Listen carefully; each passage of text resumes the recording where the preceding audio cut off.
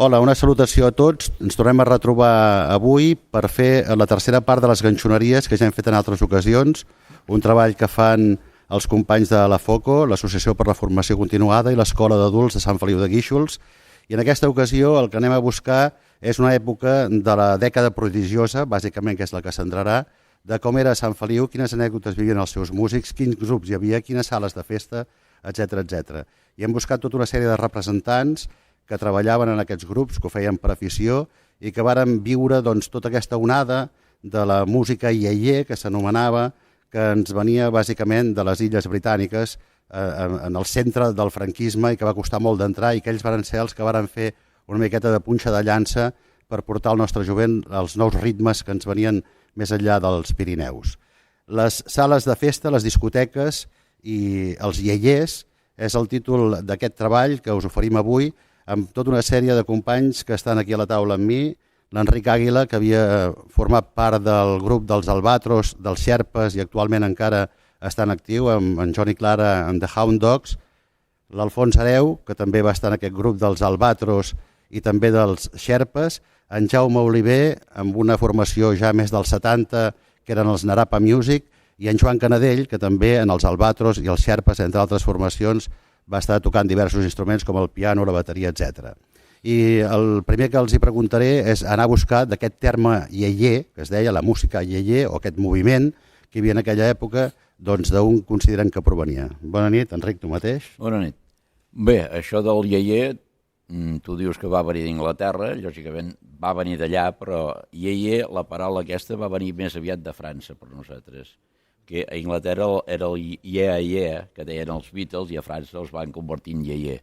De fet, es va utilitzar, sí, però jo no crec que tant com a França i altres països aquí. Nosaltres seguíem una línia, però amb retras a tots aquests altres països. Teníem, com has dit ben tu, l'època franquista, que hi havia molts inconvenients i ens trobàvem a vegades en problemes, inclús a l'hora de tocar. Però la generació aquesta sí que se la va conèixer, sobretot a les revistes, en propaganda i tot això, com l'època iaié, que va durar, doncs, diríem, del 60-62 fins a 65-66. A partir d'aquí ja la música va anar decantant cap a un altre tipus de música molt més perfecta que les feia al principi, però que llavors ja hi havia altres denominacions.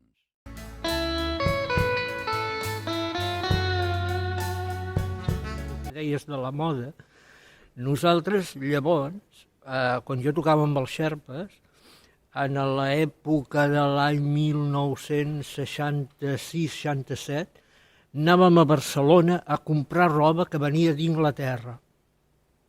Amb una, allà en el... La botiga es deia Garbi. O Garbi. Sí, allà al carrer Hospital. Al carrer Hospital. Sí. I allà compràvem uns pantalons a ratlles, i llavors compràvem nosaltres la roba a Can Bertran de Barcelona. Tenien unes fàbriques, em penso que era Sabadell, sembla que es deia Bertran i Serra o alguna cosa així, i la compràvem a quilos. Anàvem allà i triàvem les peces que volíem i fèiem camises florejades, totes aquelles coses, i la compràvem allà. Vull dir que nosaltres seguíem... Que això ens ho feien aquí a Sant Feliu. Sí. El sastre d'allà al carrer Sant Domènec. El Colomer. Sastre Colomer.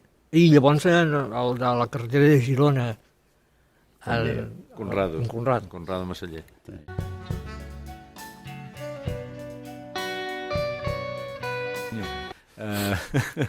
Jo tenia l'avantatge d'haver estat estudiant a Anglaterra i que, com que treballava per una agència inglesa que era Thomas Cook, que a Sant Feliu era Wagons Leeds Cook, doncs, esclar, portàvem, en aquell temps encara no hi havia l'aeroport de Girona, anàvem a Perpinyà a buscar els turistes i el primer que feia jo, quan arribaven, era mirar els passaports, a veure si hi havia alguna noia que estés bé i que fos jove.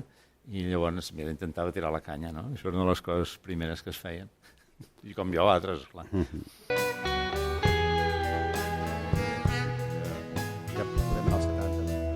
Ja podem anar als 70 perquè això no té edat. Sí, com tu has dit molt bé, nosaltres ja som una generació una mica posterior i particularment el grup que representaria jo aquí, que seria Narapa Music, va ser un grup molt efímer en comparació amb els Xerpes o els Albatros i nosaltres vam ser bàsicament un grup d'estudiants. Precisament un record és haver tocat aquí, dalt d'aquest escenari, en una d'aquelles festes d'estudiants que es feien, encara trobaríeu la foto per casa, però bé, a nosaltres ens agafava tot ja una mica més tard i era una època que tot canviava molt ràpid, era una mica com un remolí. O sigui, nosaltres ens va enganxar, diguéssim, al final de la dictadura, tot plegat, i vull dir que va ser una època molt diferent. Però, de tota manera, no era com ara, les coses arribaven d'una altra manera i, per exemple, un detall és que va ser un flash en aquella època, aquell concert que va fer l'Elvis, l'Aloha from Hawaii, que, esclar, va ser el primer concert via satèl·lit. Oh, Déu meu! Això alguna vegada ho he explicat als meus alumnes de l'institut i miren així volent dir i què vas dir amb això? Perquè... Les sales, les discoteques, i tot aquest moviment, els que eren més petits el podíem veure a la catequística doncs, a través dels grups que hi havia a l'època, doncs, xerpes, borinots, crueltis, yetis i fins i tot un que recordo que es deien bufaforats, etc. No? I el que ens passa amb tot això, en aquests espais es produeixen les anècdotes, no? I d'aquests espais i altres, de fora segurament, parlarem i anirem a buscar alguns d'aquests anecdotaris, algun dels quals va passar en aquesta sala que ens trobem avui per fer doncs, aquest reportatge, que és la sala de festes Las Vegas. I en aquesta, si us sembla bé, començaré per una anècdota del grup en el qual jo militava, que érem els de Rally, amb els germans Bossot. Nosaltres fèiem música pràcticament el 80% en anglès, però no sabíem mai el que cantàvem. Feien cançons de Creedence Clearwater Revival i fins i tot de James Brown, etc. Però no ens havíem preocupat mai ni d'aprendre l'anglès com en Fonso, perquè no ens havien enviat a Londres, bàsicament, i cantava Guachi Guch, bueno, com el Chiquito de la Calzada, però dels anys 75, no, per exemple. I bueno, doncs, una empresa havia agafat Las Vegas per portar personalitats. Havia vingut el Charles Aznavour, i recordo que també havia vingut el Julio Iglesias, no cal que ens allarguem més amb aquest tema, però bueno, de taloners ens van cridar nosaltres en el grup de Rally. I després venien una banda britànica, que eren 17-18 components, de gent molt jove, però que ho feien molt bé, i després em sembla que venia, no sé si el Julio Iglesias a darrere, etc. Però nosaltres tocàvem ja un parell o 3 d'hores abans, i després venien aquests nois. I aquests nois tenien una vegada la beguda per aquí als camerinos i es varen posar a gust abans de tocar. I nosaltres aquí cantant en anglès vam posar tots aquí les 2 primeres files, i quan ens varen escoltar cantar en anglès, la veritat és que va ser tot un espectacle, perquè és que es tiraven al terra i tot del riure que els hi feia que nosaltres cantéssim així, no?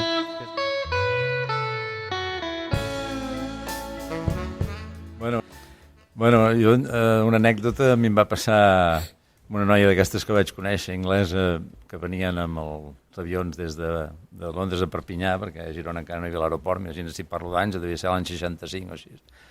I resulta que aquella noia anava tossa, i clar, llavors jo no tenia cotxe, i vaig demanar un cotxe amb un amic, que era l'Anton Lloret, i, bueno, agafo el cotxe i cap a carretera de Tossa, passant per Llagostera, perquè no era tan revirada i tan dolenta com la de Sant Feliu de Tossa, i amb una curva el cotxe em derrapa, no és pas que fes un rally ni molt menys, però clar, amb les carreteres que hi havia en aquell moment, plenes de sorra i tal, el cotxe derrapa, caic d'esquenes, vaig quedar com un submarino, vaig haver de sortir així amb la porta així, i llavors va passar un autocar, tenia els llums encesos perquè havia quedat mig grogui, veia estrelles, la primera que vaig veure estrelles, és veritat, que es veuen estrelles, i va parar l'autocar, em va apagar els llums, em va portar fins a Can Ramiro, perquè ells anaven a Can Ramiro, com era habitual en aquell temps, a engatar-se, i llavors vaig trucar amb el taxista de Sant Feliu, els meus pares no se'n van enterar de res, i l'endemà mig magullat i mig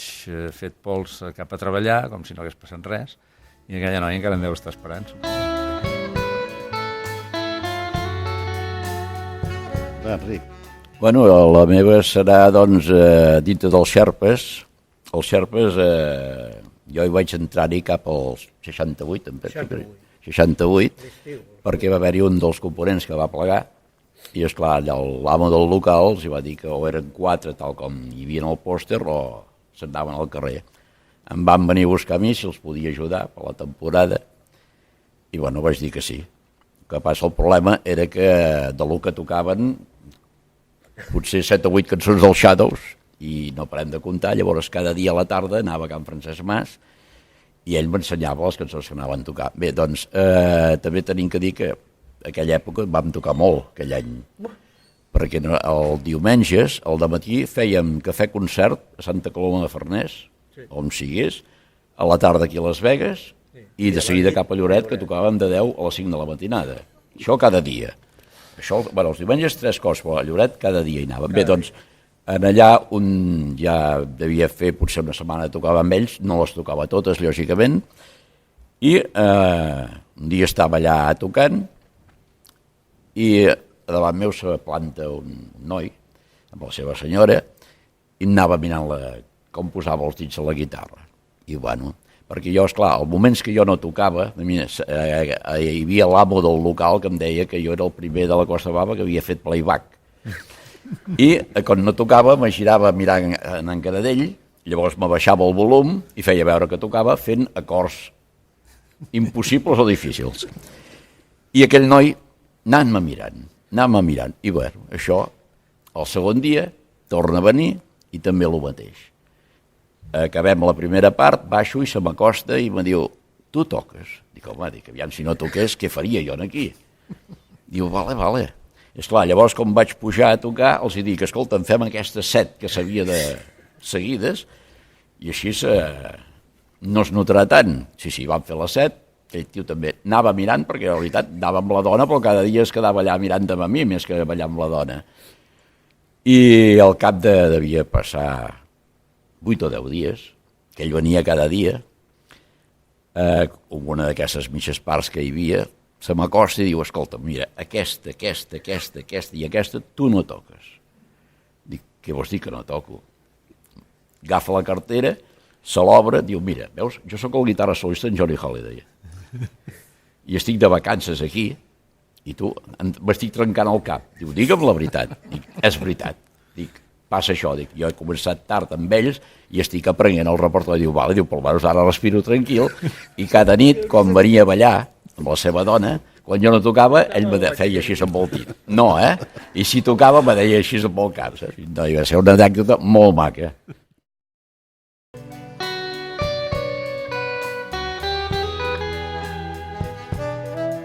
Un noi de Sant Feliu treballava en un restaurant de Canapost, que està per allà a prop de la Bisbal, és com una pedania, no sé com es diu, no? I resulta que el dia que vam anar al restaurant estava tancat, i vinc a passar per davant, passàvem per davant però no ho trobàvem. Nosaltres no deien Canapost, deien Camposta, no sé per què se'ns en va anar una miqueta. La qüestió que anem amunt i avall, i diem, acostem-nos a la Bisbal i preguntem on està aquest poble, perquè no ho trobem. I bueno, allà a la Bisbal, en una terrassa del carrer principal d'un bar, veiem allà 4 senyors, un ens quedava d'esquenes, i baixem del cotxe i preguntem, escolti'm, Camposta? I se'ns queden els 3 davant mirant i el darrere diu, què passa, que ustedes vienen de Marte? I nosaltres, hosti, van quedar, no, què passa? I es gira el tio i resulta que estava totalment cremat, aquest home, vull dir, tenia 2 forats en els ulls, un forat a la boca, sense orelles ni res, i nosaltres van quedar superimpactats, i diu, se llama Canapost. I nosaltres vam sortir d'allà cagats llets, i ens vam anar cap a Costa, però cagats. I llavors ens van dir que en el camí sí que estava aquesta masia i tal. I després en allà li vam dir al propietari, quan vam arribar, vam veure que sí que estava tancat i que hi havia una masia, i vam entrar i ens va comentar que aquest era el mànager d'en Carlos Gardel, que és un dels pocs que va sobreviure, o l'únic que va sobreviure de l'accident d'aviació en el qual ell va morir. Per tant, una mica l'anècdota del personatge que vam conèixer de casualitat i que ens va deixar totalment horroritzats, i cada vegada que escolto qualsevol cançó d'en Gardel em ve la imatge d'aquest home que es va girar de cop i ens va gairebé rebotre d'allà. No?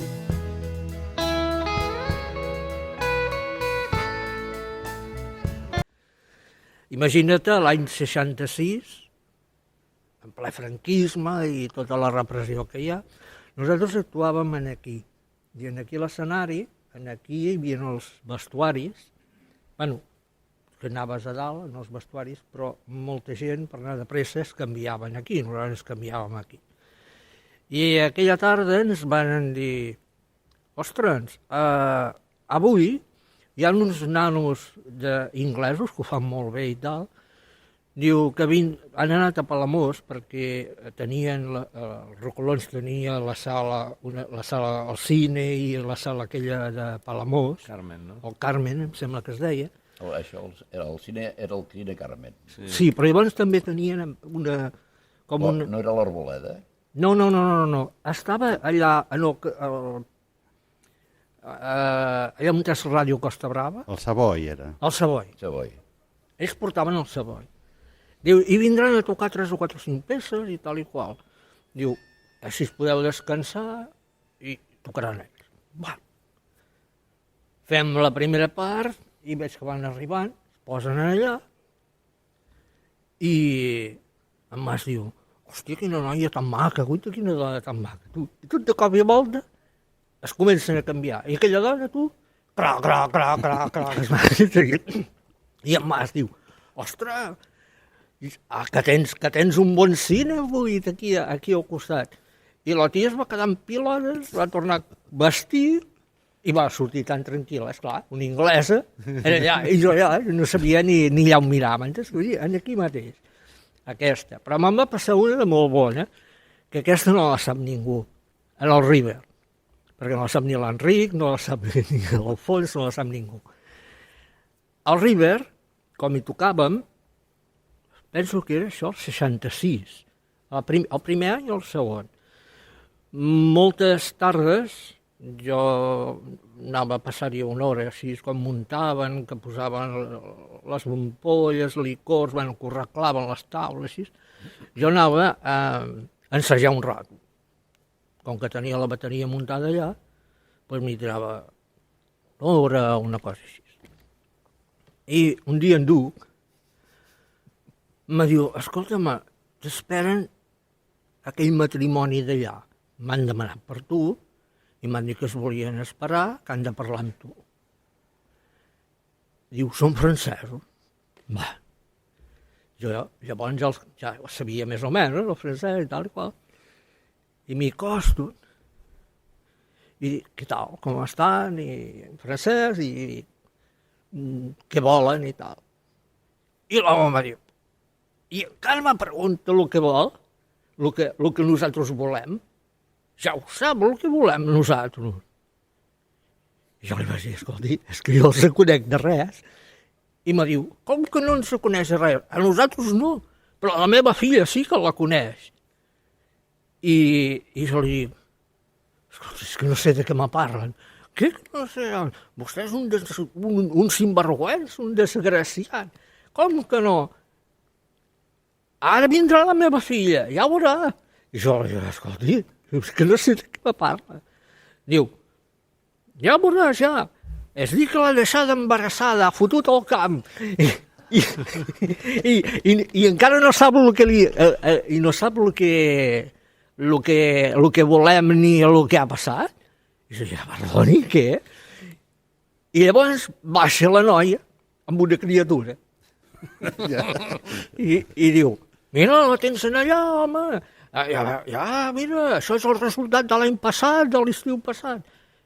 I aquella noia s'acosta i diu, ai, perdoni, no era vostè. Diu, era l'altra bateria, diu, que estava en un altre local, que jo suposo que devia ser dels Pumes. No diguis a la venda no. No diguis noms. No, perquè no el conec. Va passar això,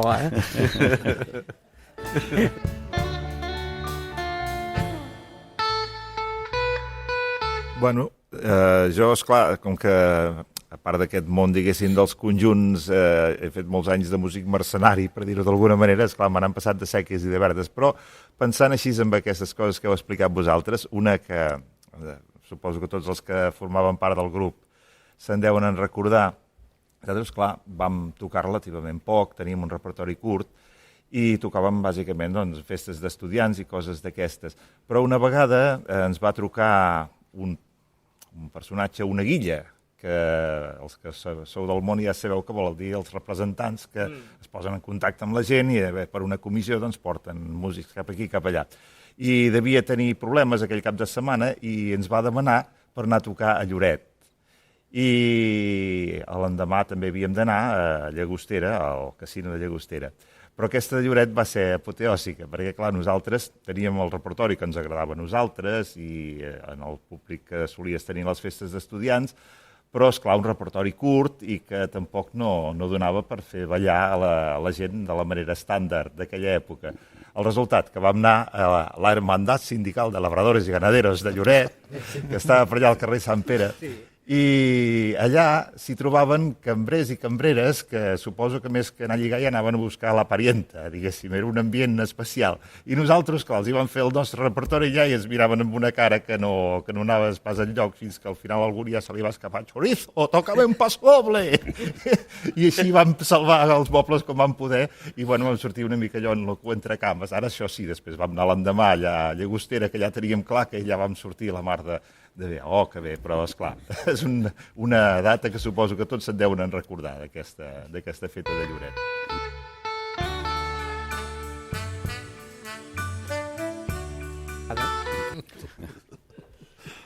Jo n'explicaré una també de Lloret, un parell, vaja, com que són curtes. Lloret també un dia tocant, se'ns va comparèixer allà un senyor de 2 metres i pico, negre, amb una túnica impressionant, que ens va demanar si podia acompanyar-nos a tocar. I van dir, bueno, aquí toques. I va agafar la pandereta d'en Joan. Imagina't si era alt, que nosaltres estàvem a dalt de l'escenari i ell estava a baix i era tan alt com nosaltres. O sigui, era molt alt. I bueno, vam començar, no sé quina peça vam fer, i ell a darrere, i tot de cop sentim en Joan, escolta, em feu el parar, que va d'estem sota el rato, que em perdo jo, que no sabia pas on tocar la bateria. I l'altre, també nosaltres amb en Joan, quan anàvem a Lloret al cotxe, normalment fèiem lletres en català de cançons que cantàvem llavors. I en allà vàrem fer una versió del Yesterday dels Beatles. Dels Beatles en català. I llavors, em penso que la fèiem al final d'algun passatge d'aquests, vam anar a prendre alguna cosa, i se'ns acosta la Guàrdia Civil, i em pregunta a mi, diu, en quin idioma estan cantant, vostès? I jo dic, coi, en anglès, escolti, això és una cançó dels Beatles. Diu, no, és que me parecía algo. Dic, què le parecía? Diu, no, nada, perdone. I així va acabar la història d'ell. Sí, va confondre el català amb l'inglès, és que és igual. I a Lloret...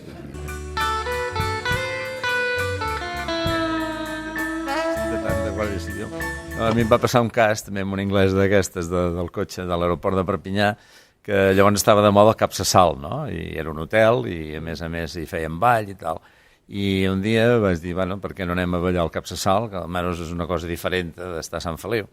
Com que el cotxe d'en Lloret ja l'havia destrossat, llavors em vaig llogar un a Can Donatiu, que el Metropol llogaven cotxes, bueno, uns 600, Total, que arribem allà, anem a ballar i sense enterar-nos gaire de res, doncs participem en un concurs de rock and roll, que no sabíem ni que hi havia un concurs, total que el guanyem, i ens donen una ampolla de cava, calent, esclar, perquè ens l'havíem d'emportar, van dir nosaltres no som d'aquí i tal. Bueno, això era el de menys, no? Sortim, agafem el cotxe, agafem la carretera, i a mitja pujada, al sortir del Capçassal, una parella de guàrdia civil d'aquells, imagineu-vos a la nit, amb la capa, el tricorni, i el Mauser aquest que deia en Joan, i ens aturen. Vaig dir, cony, jo no he fet res, a part d'anar amb un anglès no he fet res. Jo. I ens toquen el vidre, diu, buenas noches, diu, que nos podria llamar hasta Begú, i era que feien autostop aquell dia. Però clar, imagina't el panorama. Vam pujar dels 600, que només té 2 portes, tots dos allà així, amb el Mauser, l'anglès de davant i jo, anant-nos mirant així, i el anava, no pateixis que no hi ha gaire sotracs perquè no es disparés el Mauser, no? I no patiu perquè no hi ha sotracs, la carretera està força bé. I bueno, i van arribar a Begú i, bueno, muchas gracias, buenas noches i tal, i tots dos cap a Sant Feliu, però van passar una estona que patina. Quan te veus aquell radam... Sí, imagina't els dos a darrere amb el tricorni i la capa i...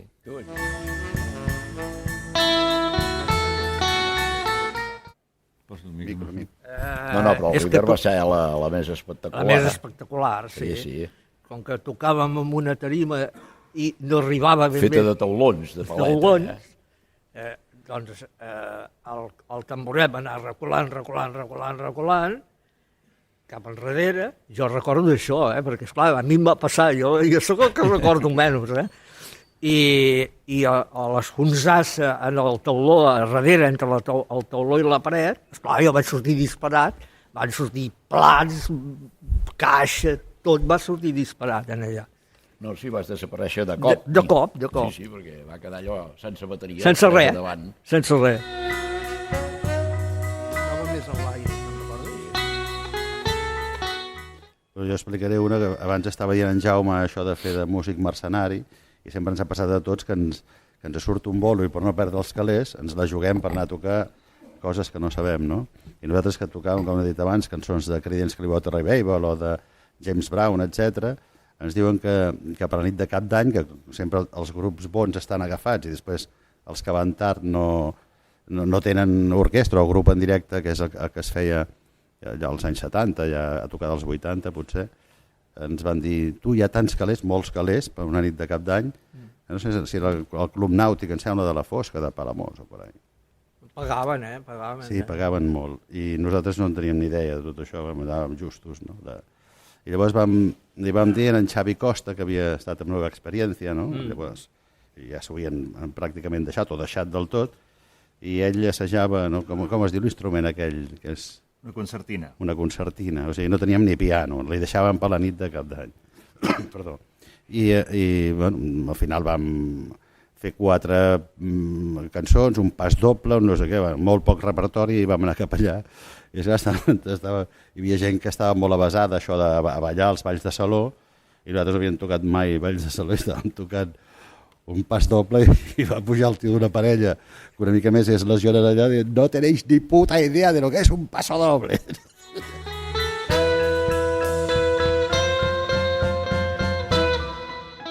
Això ja és molt... Bé, això és una cosa mítica de la Pèrgola, que era una sala de festes de Riudarenes, que tots els músics sabien que hi havia uns forats situats estratègicament, que apuntaven al lavabo de les noies i, doncs, en fi, es feia el que se'n deien catrois. Catroi, de fet, és el nom d'una marca de tenores antigues, que encara hi ha gent que hi toca. I quan algú deia Catroi, nois, Catroi, vol dir que hi havia alguna cosa interessant a veure en aquell temps que es anava això tan calent, diguéssim, i amb tant... Doncs era una paraula clau pels músics. I en allà doncs, ja hi havia aquesta cosa. Hi havia gent que estava especialitzada en aquest tema, que ja en l'estuig de l'instrument hi portava filabarquins i coses per acabar de fer el que... Exactament. Sí, sí.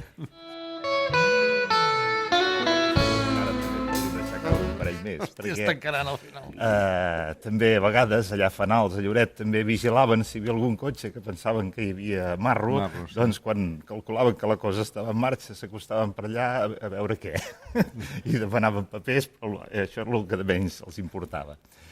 I encara va ser pitjor uns companys de l'Orquestra Costa Brava que tocaven a Portbou i l'embalat era a dalt i en acabat, al sortir, van tenir necessitat d'anar a cagar i van anar cap a baix a la platja, cap allà mig de les barques, i bueno, van fer el que necessitaven fer. I van sortir, pujant-se els pantalons i tot això, van venir cap allà a la Guàrdia Civil, que es pensaven que era una altra cosa. I treballs van tenir que els deixessin marxar.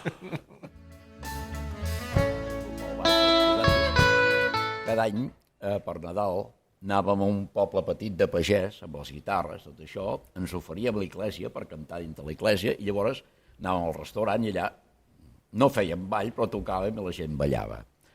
Una de les esglésies, no sé si era Pere Tallada o Palau... No, Pere Tallada o Palau Sator, que hi havia un capellà molt modern, i el Sant Crist anava amb pantalons tejanos, sí, exacte, i una camisa a quadros, vull dir, jo el tenia en plan modern, i l'endemà, al diari, va sortir que aquest capellà, quan va acabar la missa, el van esperar, el van estomacar i li van pintar totes les parets, el Crist tot en negre. En aquest cas no era la Guàrdia Civil, suposo. No, no era la Guàrdia Civil, no, això no es va saber mai qui era. I llavors nosaltres, ja et dic, tocàvem, cada any anàvem per la Nochebuena, doncs en aquests llocs. I una vegada a Pals vam entrar en un restaurant, van començar a tocar i cantar, i totes les noies amb nosaltres. I els tios doncs, van deixant els que anaven i es van posar a la nostra taula i tot això. I vam haver de sortir per cames. Sí, però no va ser. Jo en Jaume no sé si li havia passat mai, perquè això era molt típic de les orquestes. Però en la primera època de totes que jo vaig tocar amb Mas, o sigui, el primer any dels Xerpes, a la província de Girona, el representant d'elles a la província de Girona eren Planes de Riudarenes. Sí. Planes d'Ardèvol. Planes de Riudarenes. Que era És que hi havia Ardèvol... dos planes, eh? Sí. Hi havia el de Llagostera i el de Girona, que és el de Riudarenes. Sí, amb malnoms, l'Escanya Músics i el Cap de Sorra. Sí. Doncs hi havia, era Grau, Santanyol i Ardèvol, eren els tres. I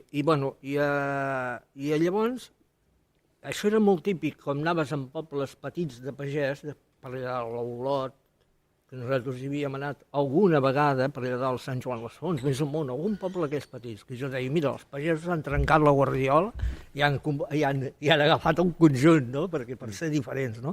Arribaves allà al dematí, les orquestres feien l'ofici, i llavors venien el conjunt, comparties, però jo m'havia trobat de dir-me, veniu al dematí a muntar, perquè llavors ireu a dinar a casa d'una persona de pagès, del poble, diguéssim, no?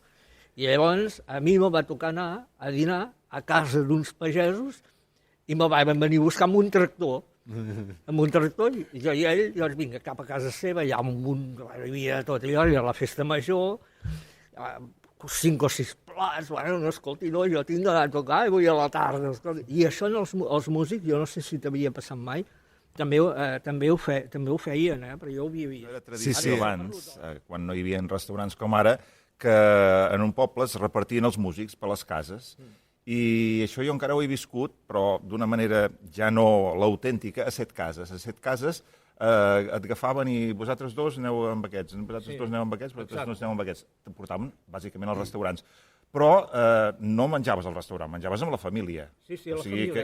I, esclar, ells feien la festassa i tu allà, què no voleu més? Vinga, cap aquí, va, home, vinga. I, bueno, sorties d'allà que no sabies pas com tirar, però ens refèiem. I llavors les mares que acompanyaven a les filles allà a la pista de ball, un cine o el que sigui, tot cadires al voltant, les mares controlant, vull dir, això jo ho havia viscut, això encara. Als anys 60, que sembla que ja llavors era molt diferent, però de la costa molt a l'interior hi havia una mica de diferència. A l'interior encara havies de ballar un pam. Sí. Aquí no, aquí ja era diferent. 4 dits. I 4 dits, sí. Molt bé, aquest és un tastet de l'anecdotari i un tastet també dels grups o dels components que havien format part dels grups de Sant Feliu, encara molts d'ells militants a través de l'Albatros Club, que és aquest club que també té la connexió amb els Amics de la Música dels anys 60 i també un record pels altres grups que abans he anomenat que hi havia. Hem de tancar aquí, hem d'agrair a la Sala Las Vegas, s'ha buscat un lloc que sigui característic i també significatiu per fer aquest treball que fa la FOCO i també l'Escola d'Adults, i ens hem passejat pels escenaris, per l'anecdotari d'aquells temps i també per les discoteques, les sales de festa i els iaiers. Moltes gràcies per la vostra atenció i esperem que us hagi agradat aquest programa. Gràcies, bona tarda.